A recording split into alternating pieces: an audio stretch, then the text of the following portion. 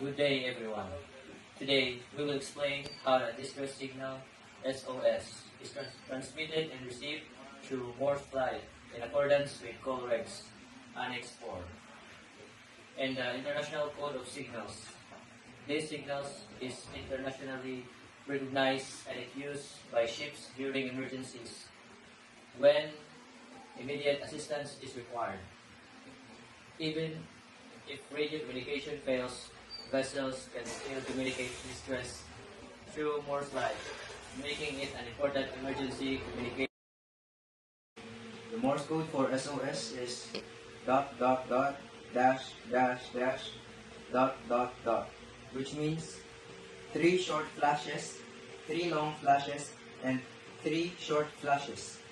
This is an internationally recognized distress signal used during emergencies at sea. To transmit it, a Morse signaling lamp or Aldis lamp is pointed towards another vessel or shore station, and the flashes are given in the correct sequence with proper timing and spacing. The signal is repeated continuously until acknowledgement or assistance is received.